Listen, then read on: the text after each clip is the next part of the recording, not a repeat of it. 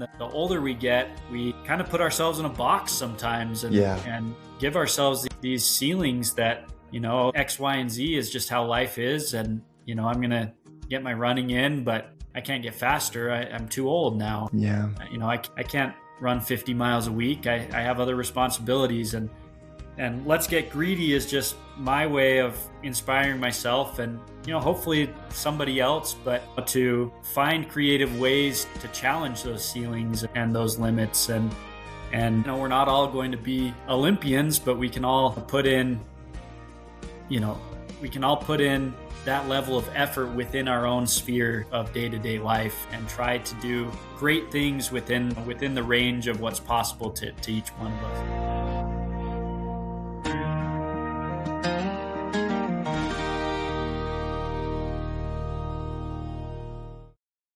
Welcome back to Through Their Stride. I'm your host, Sam Sutton, and today I'm joined by Idaho-based runner and coach Justin Cannon. Justin is a guy who went from just finish in the marathon to let's get greedy in record time. In his first marathon, he ran 4 hours and 34 minutes, and then in his second race, he dropped that all the way down to 3:06. And that kind of leap lit a fire into him just to see how far he could really go. That journey didn't just stop with his own PRs, though. It inspired him to start pouring into other runners, sharing what he's learned and helping busy athletes chase down their own breakthroughs through coaching. So today we're diving into the story behind that transformation, the mindset of getting a little greedy with your goals, and how he's now using his platform to help thousands of runners get faster and dream bigger. So without further ado, let's get into it. All right. Welcome back to Through Their Stride. I'm your host, Sam Sutton, and today I'm joined by Justin Cannon. And Justin, you just got through running Boston like a month ago. It was 3 hours and some change. How'd that go? Yep, 3 hours and 5 minutes. It was good. Great experience. Super fun. My time fell apart a little bit in the second half of the race, but really just a unique experience as a longtime fan of the race to be able to go there and soak it all in. Yeah. Was that your first Boston, or have you done it before? That was my first one. I watched my dad run it when I was a teenager. Oh, cool. Maybe a young adult, but it was really fun to go watch him, and so it felt full circle going and running it myself.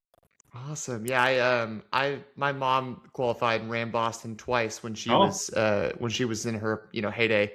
And Nice. I watched her. I mean, I don't remember this because I think I was like 2 years old, but I know that I watched her qualify for her first Boston in 1997 in Dallas. And then, growing up, she would always talk about the race, and she's like, "It's my favorite race, but dang, it's the hardest race that I've ever run." So It's tough. Once you get on Heartbreak Hill, you feel it in your legs a lot for sure. yeah, I think it's funny when I see like people's Strava, and they're like, you can see their mile by mile splits, and every time they hit Heartbreak Hill, it's like they'll be hitting like a 6-something pace, and then they'll hit like a 7:40 or something on Heartbreak Hill, and I'm like, there it is. Yeah. No, it's one thing that was cool about the race is it's so loud. There's spectators literally lining the streets from mile 1 to mile 26, and they're all cheering for you. And anyway, it's really special. Yeah. Well, cool. So, Justin, I've been wanting to have you on for a while now. I've been following your story for a minute, but for the listeners of my show who may be unfamiliar with you, can you kind of introduce yourself and talk a little bit about your journey? Yeah, absolutely. So my name is Justin Cannon. I've kind of branded myself as the Busy Runner Project. I think a lot of us are busy and have commitments throughout the day, whether that be parenting or work or anything else. And we're all trying to stay healthy, stay fit, get our runs in. And so anyways, I grew up in athletics and grew up playing tennis and basketball, and I still enjoy doing those things, but I've learned over the years that they're a little bit hard on my body as I get older. And so I kind of turned to running. My sister is a runner, and it was fun to run with her and really developed a passion for it when I started running, and have been running ever since. Yeah. And so, what year was that when you decided to take on running? What was the kind of moment that piqued your interest? Yeah, so I decided to train for a half marathon with my sister in, I want to say it was 2023 in Okay. September. And so we trained for it together. My training was pretty casual. I didn't sweat it when I missed a day, but I tried to put some miles in and get ready for the race. And anyway, the race was just really fun, and it kind of gave me the bug moving forward, and decided to run a marathon after that, and failed pretty miserably in my first marathon, and determined to do a little bit better, and really have been on kind of a journey ever since, just obsessively trying to uh, get a little better each day. Yeah. In that answer, you said a few things that I kind of want to touch on going forward. But the first thing I wanted to touch on is, when I look at your Instagram, I think I saw that your first marathon time was 4 hours and 4 hours 34. Was that correct? Correct. Yes. Yeah. And then you were hoping for 3 hours around that time. So what was that first half marathon time? What kind of gave you the confidence to chase sub 3 or chase 3 hours? Yeah. So my half marathon was a 124. Yeah. And so I knew, in fairness, I think the 434 wasn't quite representative of my fitness on that day. I Yeah. think you don't know what you don't know. And that first time is really hard. And the gun goes off and you start just pounding it. And I hit just a brutal wall, probably mile 16 or 17. I also wasn't feeling very well physically going into the race, Oh but no. all those things are, excuses in the end. And you don't want it to detract away from, how difficult the marathon is, and how hard it is to have a good performance there. But I did feel like 3 was maybe a stretch goal, but achievable. And it just got away from me on that day. Yeah. So a little bit about my first marathon story. I did Austin Marathon back in February of 2023, Okay. and it's kind of same as you. Like I trained with a good friend of mine, and he and I were kind of like nonchalant about the training. Like we would miss a Yes. couple runs here and there, and miss a couple long runs. And I don't think Yeah. we didn't do any speed workouts throughout the entire build, and we didn't have gels. We just kind of like came in, like let's just see what happens. Use course hydration, Yeah. and I ended up running it in like 6 hours and 47 Okay. minutes. And I Yeah. like walked the last 10K in. So of course, like not at all representative of my actual fitness of a Sure. marathon, but I Sure. had no idea what I was doing. So Yeah. I'm curious about what was your first experience? Did you kind of have that kind of same thing? Yeah, it was exactly like you described it. It was just a lot harder than I realized it was going to be. And I mean, any distance you run is hard, but you feel like you can kind of gut it out and finish. I remember doing 5Ks and 10Ks, and you start sucking wind and you're redlining, but you only have a mile left, and you're not fully acquainted with that wall Yeah. that you run into in the marathon. And so, just a really hard first experience with it, similar to yours. And I knew I couldn't go out like that, because honestly, my plan was to run that marathon and hopefully see 2:59 on the clock and just be done with. I mean, I was still a tennis player, a basketball player. It was really just a side quest at that time. And going out the way that I did, I knew that I had to try it again, because Yeah. I just wouldn't be able to let it go peacefully otherwise. So, No, yeah, same here. When I got done with my first race, the moment I got done, I was like, never again. I was yeah. like, I don't need to do that again. Like I've done a marathon now. I'm Yeah. good to go. You know what I mean? Like I'll stick to halves. It's cool. And then Yeah. like the next day, I'm like, well, like I have been like just doing some Googling and like reading on some things about like how to actually do this. And I was Yeah. like, I feel like if I actually do it right, maybe I can do sub 4, which was my next goal. And my next race was 4:25. So it took me a Okay. little long, but way better. So Yeah, no, and you have run sub 4 now, right? You you yeah. you crushed that one. I've been following your journey as well, and super cool progress, inspiring journey that you're on. Thank you. Yeah, I did 3:50:12 back in Okay, Utah last July. nice, nice. And then I kind of blew up at because I did Austin again this past Okay, February, just to see like what I could do. And I was thinking like 340 feels realistic, but it's also Austin, and yeah, the hard hills and the course. heat. Yeah. So I hit a pretty big wall at mile 17, Okay, and just had to fight through. So yeah, yeah, I did sure. 3:53 at that one. So Okay, yeah.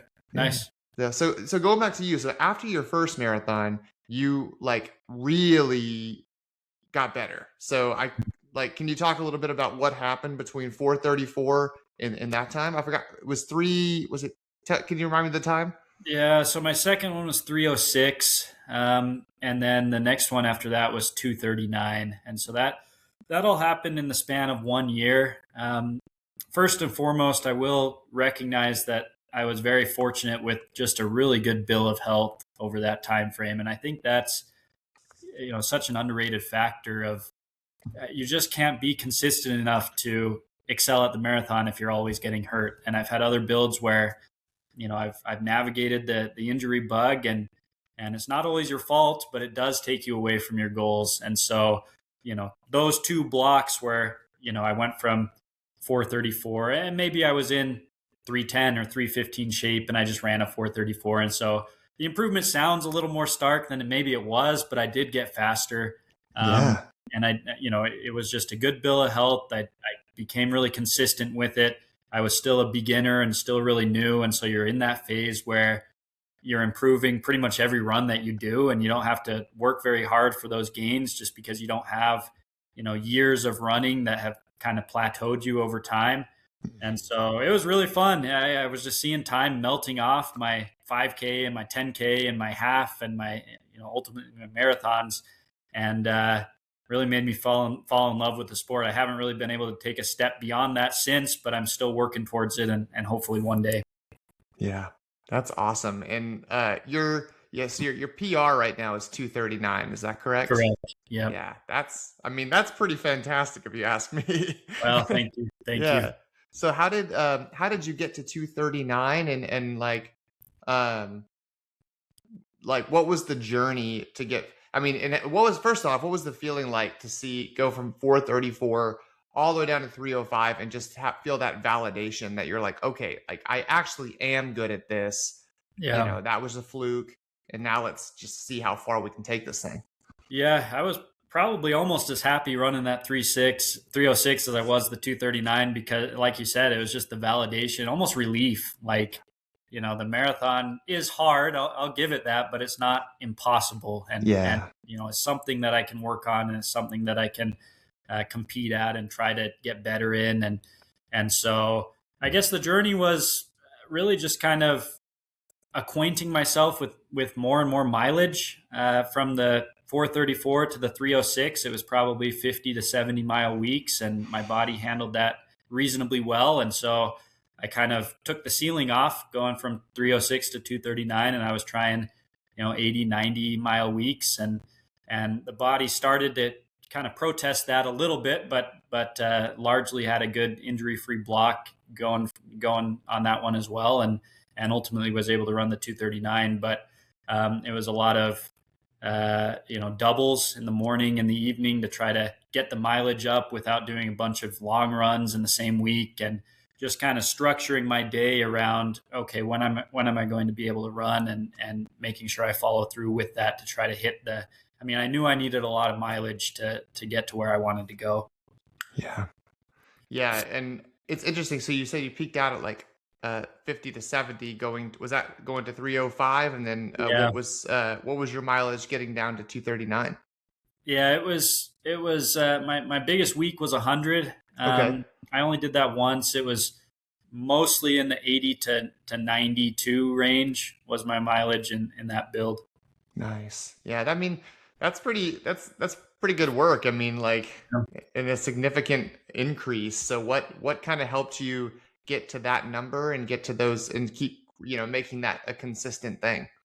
Yeah, I think it was just finally embracing a lot of the science that I had kind of read about and heard about, and really trying to learn about what made that kind of mileage sustainable. And so, Mhm. beforehand I would run the brakes off my shoes. I'd get up 1,000 miles on a pair of shoes, and I just didn't really know that it was that it was important that I buy a new pair of shoes. And anyways, I was kind of leaning into making sure I had good shoes and making sure I was actually recovering the right way, and trying to get sleep and trying to eat the right way and enough. And I just kind of leaned into the science that I had learned about, and my body did hold up. I think it's amazing. You see some of the elites doing 130, 140 miles a week, and it's hard for me to comprehend how they're managing that and how their body is holding up, because I haven't been able to get above 100, but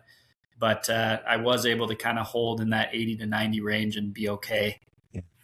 Awesome. And then what I really like about you and your journey and everything is like you don't gatekeep. So like, you share a lot of the tools and the tips and tricks on your Instagram. So what was the kind of when did it kind of click in your mind like I kind of want to share this with people. I kind of want to like coach people. I want to share stuff online that helps people. When did you start doing that?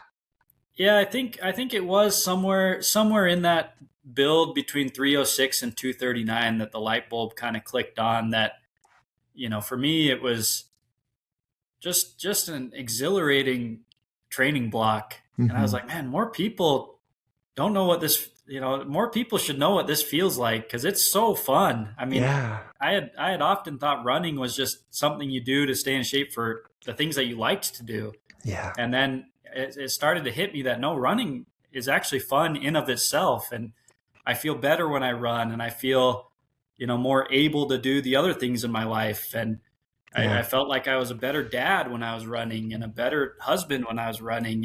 And I had a clearer mind, and I was in better shape, and more energetic. And so it really just kind of started to be, I wanted others to feel that same discovery.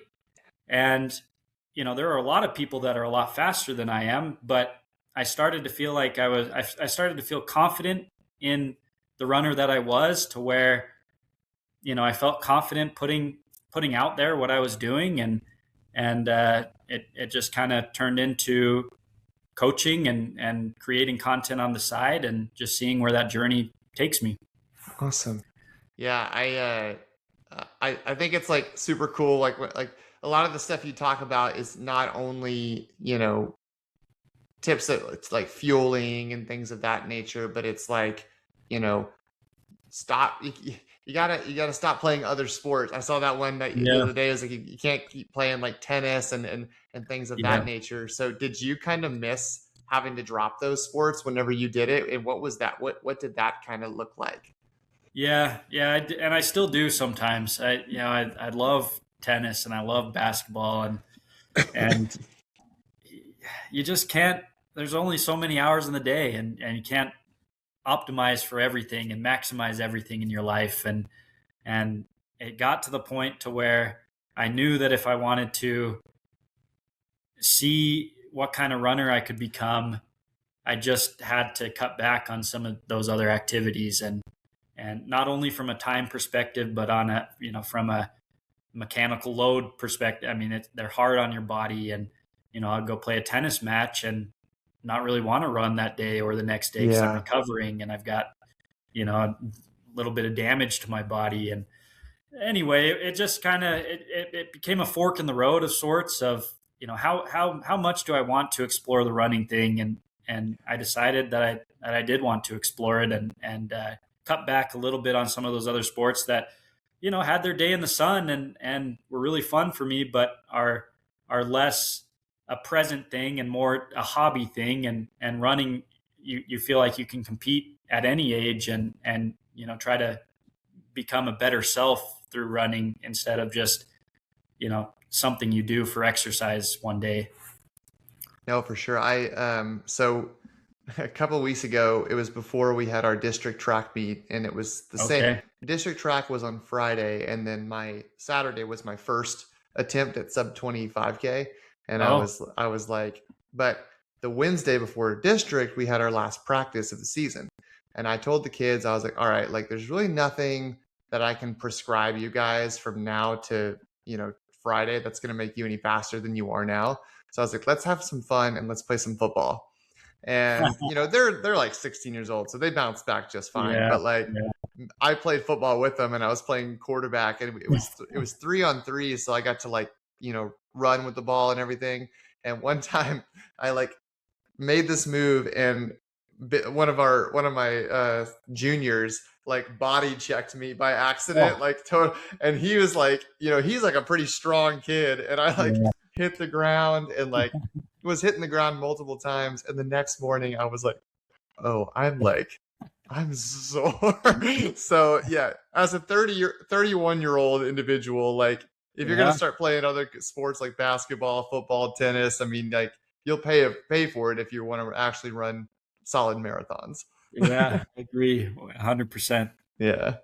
Awesome. And then another thing I like about you is your focus on family. So one of the things that you focus on a lot on your in your Instagram, in your storytelling, is how much your family means to you. And you post a lot. Like one post you posted about like, you know, the marathons are great days. Like they're really good days. But it's like 10 out of 10 days, like when you have it, when you had one your kids, when you married your wife. So can you talk about like the importance of family in your life and what that looks like? Yeah. I mean, I think for me, it's everything, and it's something that I fully felt for the first time when I became a dad. It's hard to describe that feeling, and you kind of, without getting too corny, but you go through life with your spouse, and then over time you kind of grow out your family. And when you zoom out and kind of look at that, you realize that there's not much else that matters than your family in life. And I've seen running as a vehicle to help me be my best self, Yeah. and I think that trickles down into my family life and other areas of my life. But it's really fun. My daughters are my oldest is 5, and she's starting to really have hobbies that she's trying to develop and things that she really likes to do and practice. And she'll often come up and ask me if we can go on a run together, and we'll go out Aw. and bust out 800 meters or sometimes a mile. And it's just really gratifying to see that those seeds that you're planting, yes, they're fulfilling to you, and you like to get faster, and you like to do the workouts, and you like to chase these goals for yourself. But in reality, the big win is that it's trickling down into the mindset and the lifestyle, of your kids and the ones that you love. And they're kind of seeing the example of exercise and of health and fitness. And I mean, you talk about your mom's influence a lot, and how that has shaped you. And I think that it's important for us as kind of the next generation to recognize those things and remember those lessons and pass them down to our kids as well. Yeah. No, it's so important. Like I talk about my mom a lot too. My dad also deserves credit Yeah, as well. Like there you go. he was a big athlete himself. He wasn't much of a runner. I think he did one marathon and was like, yeah, that's it. Like I'm not doing that Yeah. again. But he was a competitive weightlifter and then a Okay, basketball player. So nice. that it's so important though to like, they instilled a lot in me in athleticism, being part of a team, Yeah, helping others grow. So like it's so important to trickle that down and then pass it yeah, forward when you become a parent. yeah, yeah. Yeah. Agreed. Awesome. And yeah, talk a little bit about Boston. So you had jumped in and had a pretty big goal, and then you had some injuries in that build. So what did that look like? Yeah, it was I'm still somewhat wrapping my mind around the build, but I got a stress reaction in my tibial bone, so kind of the shin area, Mm-hmm. about January. And so the race was April, and that took about 9 months, or not 9 months, sorry, 9 weeks out of the training block, where I would do some runs here and there. It wasn't so debilitating that I like couldn't run, but it was painful to run, and I knew that something wasn't right in my body. And I knew there was potential for it to develop into a stress fracture, which would set me back even further. And so 9 weeks of really just some frustrating kind of start stop, run 2 miles, test it out. Nope, still not feeling well. And I tried to do what I could with cross training and with bike, and I think that did help preserve some fitness to show up at Boston with a reasonable effort. But there's no question that it's hard to peak for a race when you lose that much time in your training block. So, but you accept it and you try to learn from it and you keep moving forward. Mm-hmm. And that's that, like that's the thing, right? Like every day, every build, especially for the sport of a marathon, is not always going to be perfect. I mean, Yeah. like you could have, and even like you could have a perfect build and then get to the day and it's like 84 degrees with Yeah. 90% humidity. And then it's a sufferfest for 26 miles, or it's perfect weather, but you're sick or something, or like Yeah. you've got a niggle in your foot or and something just hinders the performance. But like there's something about it that keeps us in it, and gives us that resilience to keep chasing it. Yeah. I mean, that's what makes the marathon so unique, I think, is that even in a best case scenario, you get 2 or 3 cracks at it a year. I mean, Yeah. it's not like if you're chasing a mile or a 5K or a 10K, and I mean, they're equally rewarding and they're equally difficult in their own ways. But you show up and you have a bad day, you just sign up for one next week or Yeah. a couple weeks from now. And a marathon is not really like that. And so I think that's what makes it so tantalizing for all of us to keep chasing it, because you just know if everything goes perfect, you can smash your goals, but everything has to go perfect, and there's only a couple cracks at it every year. So Yeah. it's fun.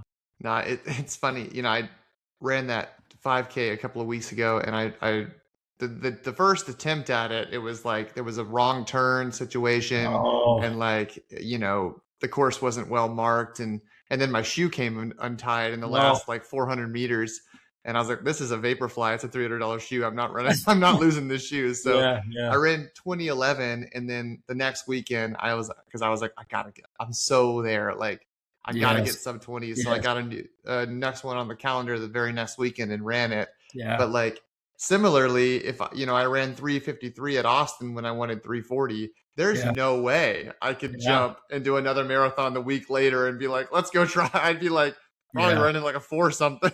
Yeah, yeah, your body's so broken down, and I mean, it just takes time to heal. And then by the time you're healed, you're detrained a little bit, and so you Yeah. have to train again. And so it's a process.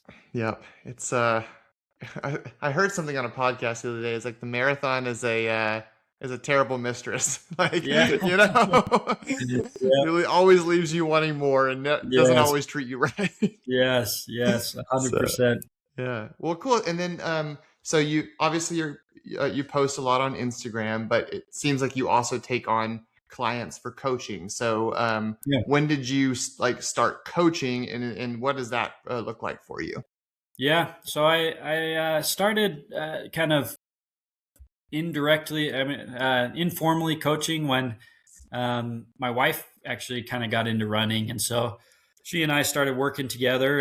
And she's athletic, but not really a runner, and so she was a competitive weightlifter and a soccer player, Oh, cool. and she kind of caught the running bug a little bit, and so she and I would work together and kind of look at her programming and her running schedule. And anyway, it was a fun process, and so it kind of got me thinking, why not put myself out there and see if there are other people who feel interested in running and building their fitness and getting faster, but maybe don't know where to start.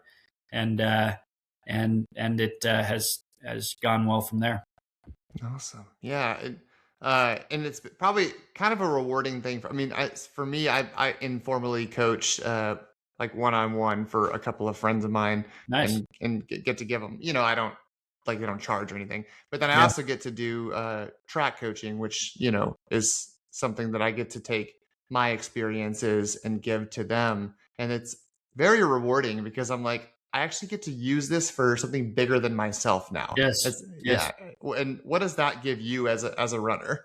Yeah. I mean, it makes you feel like you're part of something bigger. I mean, you get so focused on your own goals, and there's nothing wrong with that. It's good to chase those things, but you start feeling like, am I the only one that cares about it this much? And then you realize, no, there's tons of people that love this sport and Yes. love chasing progress and their best self. And when you're able to play a small part in that journey, it feels so good to see them hit their goals and be happy with the journey that they're on. Yeah. And so it's one of my favorite parts about the sport. Yeah, and it's also like, that's how we grow the sport. Like there Yeah. are a lot of people who feel like maybe they can reach those goals and then they try for it and then they don't do it. They feel bad. They're not getting the right training and then eventually they're like, "Well, I'm just not cut out to be a runner." And Yeah. it's like, Yeah. but that's not true. Like you just need better coaching and that's kind of where we come in. We're like, I can help you. You know what I mean? And then seeing that and then having them be like, "Oh, I can do this," and then maybe they help somebody else, and that's just how it Yeah. kind of spiders out. Yeah, I mean, it's because you just don't know what you don't know. And so, like, my first build leading up to my 4:34 marathon, my one slogan or my one philosophy was no mile slower than 7 minutes. That was my Yeah, whole training. And so, like, some weeks that would be 40 miles, and I mean, I was reasonably fast. I could run decently fast miles, but then the next week my body would be broken down, and I just wouldn't run anything slower than 7 minutes. So sometimes that would be like 6 miles in a week, just because my body was too broken down. And then I joined a running group and learned about, okay, 80% of your miles are easy miles, and you should be able to hold a conversation, and yeah, it shouldn't feel like every single run you go on, you're lacing up your sneakers, just going to war. yeah, I mean, most of the time it's really fun and really laid back and really enjoyable. And then there's those 2 or 3 key sessions each week where you're really going for it. But I mean, obviously that training approach didn't work because it's not a good training approach. But I didn't know any better on my first one, and so there's just a lot of pitfalls along the way that somebody could fall into unknowingly, and it's not even their fault. They just yeah, haven't been around the sport enough to know the science of getting the right adaptation in your body to chase that progress. yeah. Man, that easy run thing like was so for me was the Yeah. hardest thing for me Yeah. to like understand. Like it Yeah. was like it wouldn't click in my brain, and I kept running like all of my easy runs at like a 8:0 something pace, Yeah. 7:40, and like you know now I'm kind of getting to where that is becoming my easy run, 8:40, Yeah. 8:50, but Yeah. at the time it sure wasn't. And like, Yeah. but I was like, I can't run in the nines. Like, good Yeah. Lord. Like if I run in the Yeah. nines, I'm losing fitness. I'm not doing Yeah. anything. And, Yeah. and finally I hired a coach last year, and I was like, you know what? I'm just going to listen to you. Like, Yeah. I'm Yeah. not going to doubt you. I'm not going to like fight back.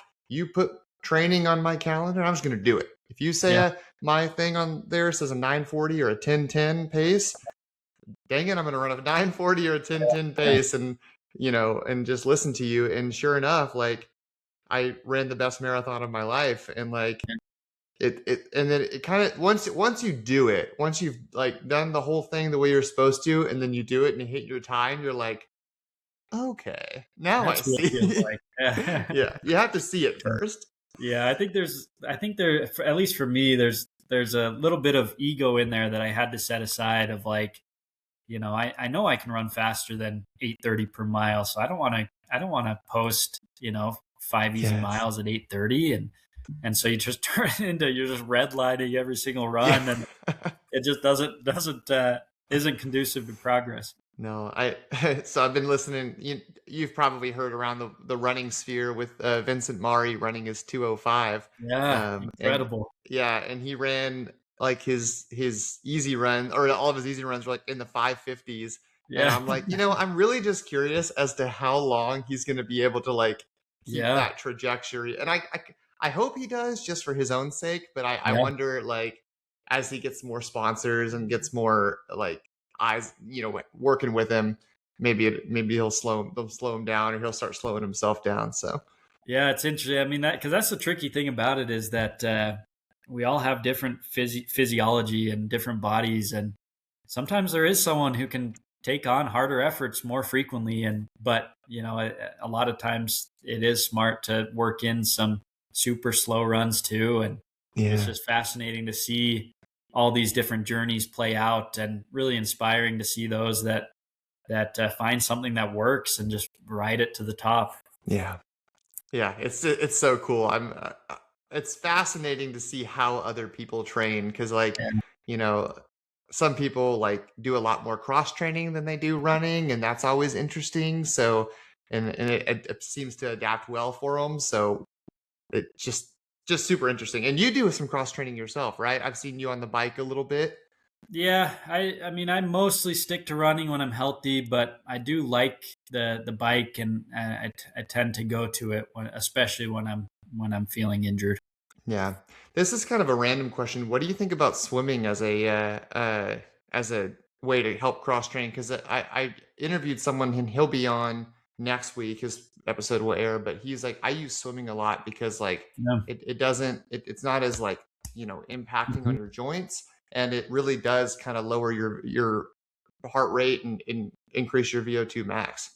Yeah, I mean, I like swimming. That's kind of the reason I like cycling too, is just the low impact, and swimming is even more that way. Mm. If I enjoyed swimming more, I'd probably do it more. It's not my personal preference, but I think it's super effective as a cross training medium. Yeah. I'm thinking about trying to do a little bit more swimming for myself just to see what Nice. that's like. But Especially in the Texas heat this summer. That's yes, probably a good way to go. yeah, I need to get access to some outdoor swimming pool Yeah. to be able Yeah. to do it. But we'll see how that goes. But I also wanted to ask a little bit. Okay, so your slogan on your Instagram is "Get Greedy." I've seen some Yeah. videos about that. How did that kind of come about, and what's the meaning behind that? Yeah. So it's I think the meaning behind it is like, all these limits that we think that we have, for ourselves and for other people. Let's just get rid of those. Yeah, Let's get greedy about our goals and the potential that we have. And I think it's super liberating to think about your goals, and to kind of free yourself a little bit of like, if I don't reach this goal, that's okay. Yeah, yeah, it's I'm not the not end of going the to lose world. any sleep. Yeah, it's not. I'm not going to wake up in 20 years and regret having chased this goal. But what if I do reach it? What if I do make it? I mean, that'll be super fun and gratifying and satisfying. And I think often as we, as we're young, we're dreamers and we have these massive goals. And then the older we get, we kind of put ourselves in a box sometimes, and Yeah, give ourselves these ceilings that, you know X, Y, and Z is just how life is. And I'm gonna get my running in, but I can't get faster. I'm too old now. yeah, Or I can't run 50 miles a week. I have other responsibilities. And let's get greedy is just my way of inspiring myself, and hopefully somebody else. But to find creative ways to challenge those ceilings and those limits. And we're not all going to be Olympians, but we can all put in you know we can all put in that level of effort within our own sphere of day-to-day life, and try to do great things within the range of what's possible to each one of us. yeah. No, I think it's super interesting because like back in 2018, I dislocated my knee. So Mm, I had jumped off of something that I should not have jumped off of. It was like this pretty like large ledge, and I'd run and jumped off it, and I was in the air like longer than than mm-hmm. I was anticipating, and I fell and I landed like that. Like Oh, leg just went backwards, and it was like, you know, pretty bad. And they originally said I was going to have reconstructive knee surgery, oh man. which I ended up not having to have. Thankfully, I only the only ligament that I tore was my PCL, and then Okay. the rest of it was intact. And so they were like, you know, they're like, you don't really need your PCL if you're not going to be playing stop and go sports. Like, and I was like, well, I just run, and they're like, you don't really need your PCL like to run. You know what I mean? Like, you can run without a a perfectly good PCL. And Yeah. so I was like, okay. But they're like, you're probably not going to ever like run fast anymore because it's just going to hurt too much because of the impact, the damage that you've done. And so I really believed that for a long time. I was Mhm. like, I'm never going to be able to run fast again. And so I'd like get up to like 8 minute something speed. And I'm like, this is a little too fast. So I probably should slow down or I'm going to hurt my knee. You know what I mean? And I kept thinking like, I'm going to hurt my knee.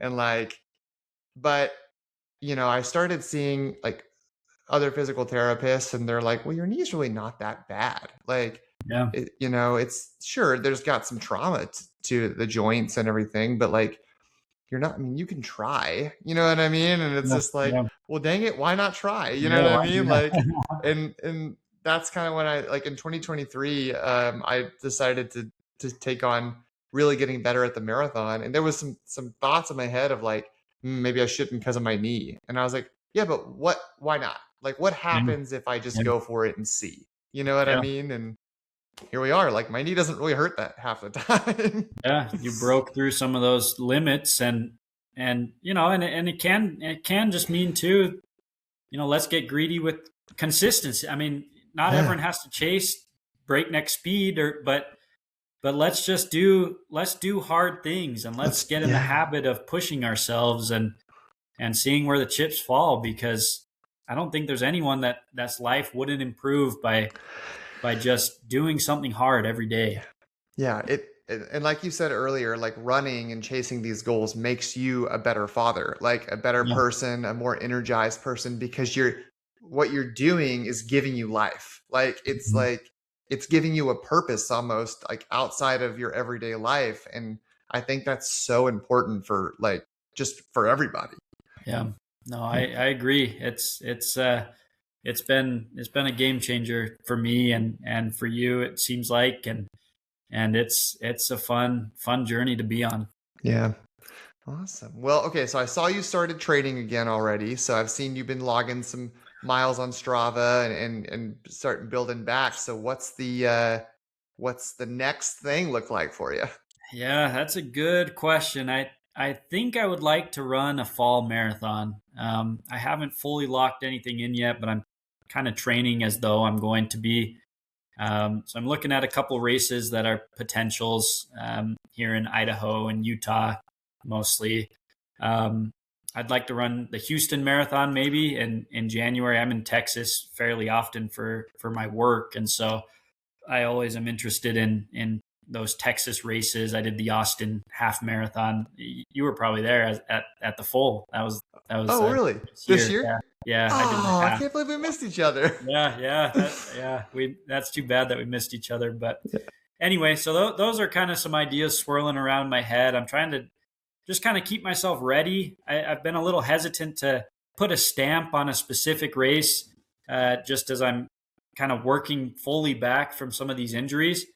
But I want to stay just right ready to go so that when I feel confident that my fitness is there, I can hurry and run and sign up for the race and start to taper down and run it.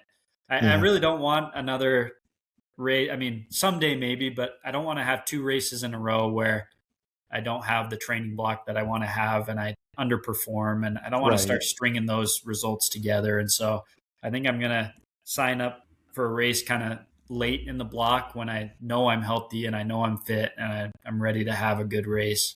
Okay. Yeah, that makes total sense. I was going to recommend a race in October in Okay. Texas called the Marathon to Marathon, and I Oh, totally not sponsored by this marathon, but I recommend it to like a lot of my guests because okay. like I think it's one of the best Texas marathons that you can do. So Okay. it's out in West Texas area, kind of like close to Big Bend, Okay. between like Marfa and Alpine. Okay. And it's literally like they bus you out early in the morning to a highway sign that says Marathon 26 because the city that Oh, you're going to is Marathon. uh-huh. And you run from that highway sign to downtown, but back, and it's mostly downhill. There is an uphill in the middle, Okay. but and it's since it's October in the desert, it kind of starts like in the 50s in the morning. Okay. But the trick is, I mean, if you're a fast runner, you'll be okay because be able to get down before the sun really gets up. But if that sun comes up on you on that horizon, like there's Yeah. no hiding. There's no trees Takes out there. Like you're just getting cooked by that Yeah. sun. But you see some really interesting characters. Like I saw one guy, he didn't register for the race. He just wanted to run it. And so he Okay. like showed up to the race and he was wearing like a wooden like block on his Huh. chest to show like a fake number. And Uh-huh. then I saw one girl running it in flip flops. Oh, wow. And there's just some interesting people out there that you'll see. Yeah. And it's one of the coolest marathons that you could do. But don't do it if you're gonna sign up late because you may not get any Okay. lodging because it's pretty sparse. But at some point, if you want to do a fall Texas race and you think, well, that'd be interesting, put a little Yeah. bug in No, your I'll ear. look into that one. That one sounds super fun. Are you doing that one, or what's next for you? Yeah, so I'm doing so back in 2024 in November of 2024 I paced my brother to his half marathon PR, Okay. and I think it was 219 maybe, I can't remember Okay. now, but I was just kind of running with him, trying to keep him on pace, keep him, hydrated and fueling, and to help him kind of understand it because he's not really a runner, he's more of like he's a golfer. Okay. But he wanted to see what he could do, and so he was a 230 guy for the half and he got all the way down to a 219 and he Wow. was like, oh, I could do this again, like I don't Yeah. actually feel that bad. But when I was running with him, I was like, man, this course is pretty flat. I was like, and it's beautiful, like it's in old like old money Fort Worth, and so you see all Okay. these like classic homes Yeah. and everything, and you get to run on the river. And like I was like, you know what? I was like, maybe I'll do this at some point. And so I think I'm going to do that on November 8th, Okay. this November. And it's like a 6-month build, but like Okay. I want to hit 330. I feel like that's Nice. like not unreasonable Yeah. considering I just ran 1949 in a 5K. And Yeah. so I'm like, that's like an 8 minute per mile pace. Like if I dial in the fueling, which is still my like biggest like blind spot. I fuel, but I feel like I need to fuel better. So if I Fueling's can so dial that hard. in. It's so hard to take in enough carbs. It's Yes. just the gut just my gut protests it when I eat too when I take too much, but Yeah. I'm working What at is it. your typical limit when you run? Yeah, I mean, sometimes in training runs when I'm not going as fast, it works well, and I get the 75 grams an hour or whatever. But all my races has really been hard to fuel, especially in the back half of the race. And so I think at Boston I averaged like 40 grams an hour or something like that. Yeah. So what Yeah, about I you? do. I did. So trying to think. What's I don't know what the grams, the number is on the highest Morton Oh, carb, but I was it, taking one of those every 30 minutes for my okay, sub 4, and it nice, it worked really well. I didn't have nice, any stomach issues. I didn't like the taste of it very much, and so I was like, I don't know if I can keep doing this. But I trained with Morton that entire build. nice, Um, so I think that was probably 70 something per nice. hour. Oh, that's good. Um, That's and then good. I changed over to the BPN Go Gels for Austin, and I liked the way those taste. But little TMI here, I threw up so much at Did the you? end of that race, and Uh, I think maybe it might have been like the sweetness of the, okay, they are pretty this, sweet, aren't they? yeah. And Yeah. so, and I think that was 60 per hour because I think there's only Okay. 30 grams in one of those. Um, and now I'm gonna try. Do you know Blank Sports Nutrition? I did. Yeah, I've heard of it. Yeah. Yeah, so I'm gonna try that, and that's 50 grams of carbs per gel, Yeah. which is Okay. 100 per hour, which is pretty intense. So Yeah. I think if I can train with it for 6 months, I might be able to kind of teach my gut, Yeah. But we'll see how it goes. Yeah. I've been using the. You ever heard of the carbs gel? Mm-hmm. Yeah, that's what I've been doing, and those are 50 as well. And Yeah. anyway, I've been trying to do one of those, and then one of like the cis, like 22 grams or whatever each hour. But I don't know. It's a shot to the gut when I put 50 grams in there. I've got to I train know. my gut more to be able to do it. But Yeah. Yeah, I've definitely hit my limits sometimes. I think I've hit like the 70s at some point in summer runs, and Yeah. like stomach just wasn't having it. And then Yeah. like I'd Yeah. either have to call it quits or I just push it and then feel awful. So, you Yeah. know, just It's a puzzle. It's it's a a puzzle. It's a puzzle that we love to solve though. yeah. Yeah. Awesome. Well, Justin, thank you so much for coming on and talking with me. I think this was super exciting. I've been wanting to have you on and tell your story, so I appreciate you coming on. Yeah, thanks for the invite. Yeah, I take a lot of inspiration from your journey, and so I've been excited to come on here and talk to you and get to know you better and keep doing what you're doing. You're inspiring a lot of people. Yeah, likewise, and same to you. And stay on for a minute so that way I can get the files Okay. uploaded, and then we'll be good. So Okay.